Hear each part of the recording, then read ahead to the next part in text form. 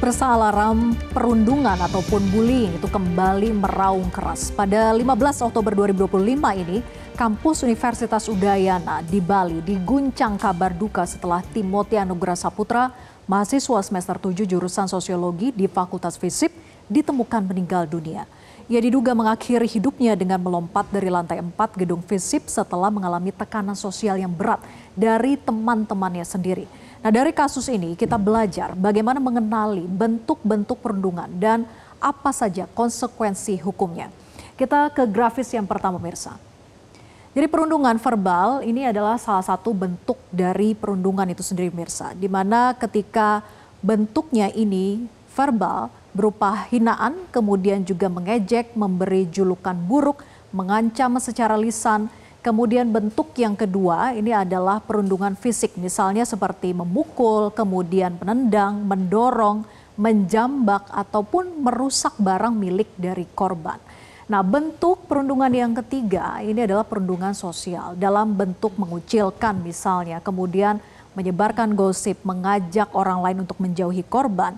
Sementara berikutnya ini adalah perundungan dalam bentuk cyber atau cyberbullying. Nah, ini yang saat ini makin marak terjadi, misalnya dengan menghina, menyebar hoax ataupun juga menyebarkan foto atau meme korban melalui media sosial, chat ataupun internet yang terhubung.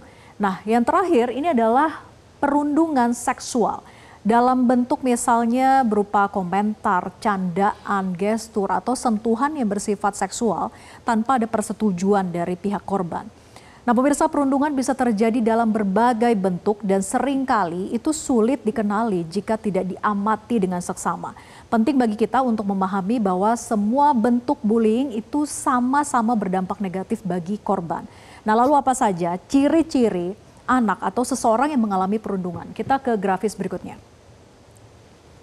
Di antaranya adalah menarik diri dari pergaulan, kemudian bisa dilihat juga dari perubahan perilakunya.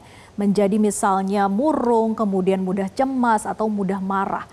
Alami juga dari sisi cedera fisik tanpa penjelasan yang jelas, kemudian bisa terlihat dari prestasi yang menurun atau misalnya tidak mau masuk sekolah. Nah, kemudian kehilangan barang atau uang secara misterius, mengeluh sakit misalnya seperti sakit perut, sakit kepala tanpa sebab medis. Kemudian juga takut misalnya untuk menggunakan media sosial atau gelisah setelah online menggunakan media sosial. Nah, anak yang mengalami bullying ini seringkali menyembunyikannya dari pengalaman mereka misalnya ke pihak orang tua ataupun guru. Nah, maka dari itu penting bagi orang tua, guru dan juga teman untuk peka terhadap perubahan perilaku sekecil apapun. Lalu bagaimana mewujudkan lingkungan yang bebas dari perundungan dan apa saja sebetulnya upaya pencegahan yang bisa dilakukan baik di lingkungan kampus maupun sekolah. Kita lihat ke grafis berikutnya. Jadi pertama, pemirsa, yaitu penting dilakukannya sosialisasi dan edukasi rutin tentang bullying itu sendiri kepada siswa ataupun mahasiswa. Kemudian yang kedua yaitu membentuk tim pencegahan kekerasan di lingkungan sekolah maupun kampus. Kemudian menyediakan layanan konseling atau ruang aman bagi korban bullying. Menerapkan kebijakan anti-bullying yang tegas dan juga transparan. Kemudian mendorong budaya untuk saling menghormati dan juga empati. Nah, kemudian juga bisa dilakukan dengan mengaktifkan peran OSIS maupun BEM di dalam kampanye anti-bullying serta pelatihan guru maupun dosen. Ini tentang deteksi dini dan penanganan bullying. Nah, ini penting untuk dilakukan karena mereka lah orang yang terdekat biasanya karena bullying itu sering kali terjadi di lingkungan pendidikan. Nah, pencegahan itu jauh lebih baik tentunya daripada penanganan. Jika semua pihak itu bisa terlibat aktif dari siswanya, gurunya, kampusnya hingga orang tua, maka lingkungan belajar itu akan menjadi tempat yang aman dan nyaman bagi semuanya. Bullying bukan candaan, ada konsekuensi hukumnya. Lalu apa ancaman hukuman dan juga pasal yang bisa disangkakan kepada pelaku bullying? Kita lihat ke grafis berikutnya, pemirsa. Yang pertama bisa dikenakan Undang-Undang Perlindungan Anak nomor 35 tahun 2014 pasal 76C. Di mana kekerasan terhadap anak itu dapat dikenai pidana dengan ancaman hukuman di sini adalah penjara maksimal 3 tahun 6 bulan dan atau denda 72 juta rupiah. Nah, kemudian pelaku bullying juga bisa dijerat Undang-Undang ITE nomor 19 tahun 2016 Mirsa terkait dengan cyberbullying.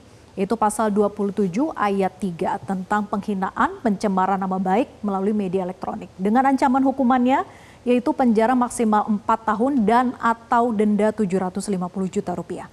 Nah, sementara berdasarkan KUHP, Kitab Undang-Undang Hukum Pidana, pelaku itu bisa dikenakan pasal 310 dan juga 311. Ini terkait dengan penghinaan maupun pencemaran nama baik.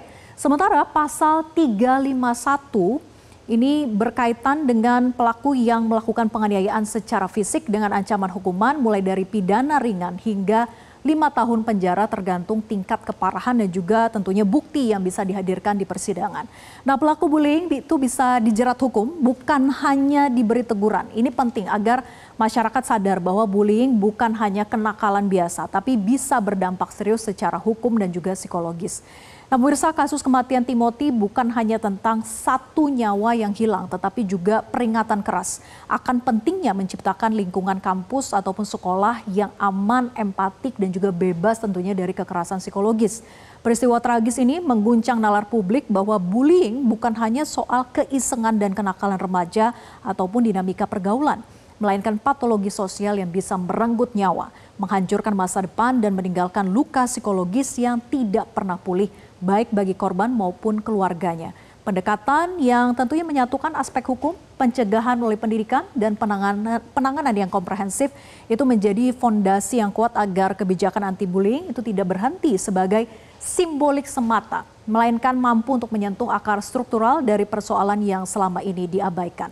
Demikianlah pemirsa At Large untuk kali ini. Usai jeda, kita akan mengetahui lebih dalam bersama dengan Komisioner KPAI Aris Adi Laksono pembahasan terkait dengan kasus pembulian. Jelajahi cara baru mendapatkan informasi. Download Metro TV Extend sekarang.